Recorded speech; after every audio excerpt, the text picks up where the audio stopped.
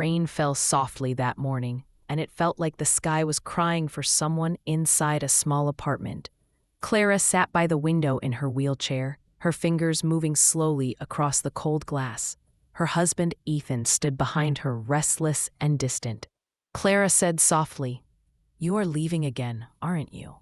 Ethan replied coldly, "Clara, I cannot keep doing this. You are not the same person anymore." Clara whispered, "You mean since the accident?" Ethan said, "Yes, I need a future, Clara. I need freedom. I cannot spend my life with someone who cannot walk." He grabbed his suitcase and walked away, leaving her in silence, and that silence broke her heart. Days turned into weeks. Clara spent lonely nights staring at the empty chair across from her. But little did Ethan know, the woman he left behind was not broken. She was born into power. One morning, a black luxury car stopped in front of her building.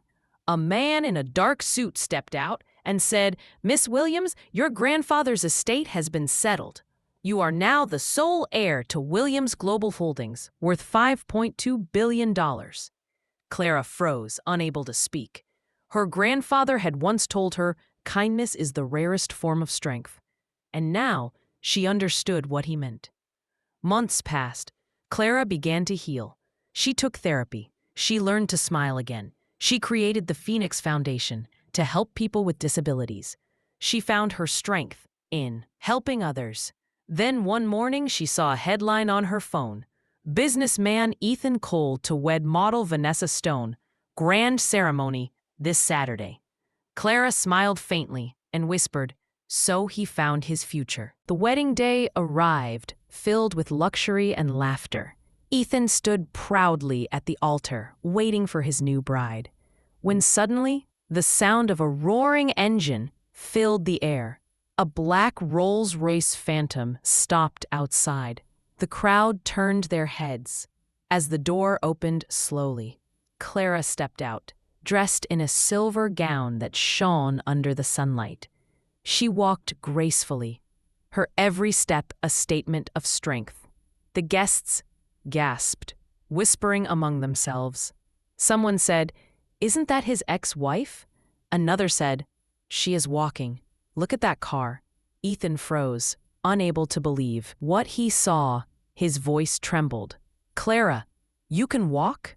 She smiled. "Yes, I learned to stand on my own in every way." He looked at her car, her jewelry, the bodyguards behind her, and asked, "How did this happen?"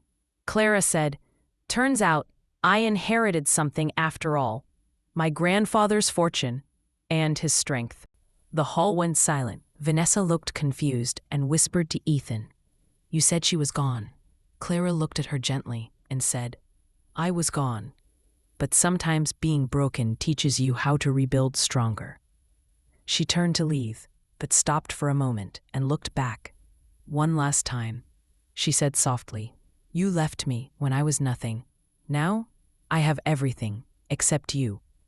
And that is the best part." She stepped into the Rolls-Royce, and the door closed behind her. The car drove away, leaving Ethan standing there, surrounded by people and wealth, but feeling poorer than ever. Rain started to fall.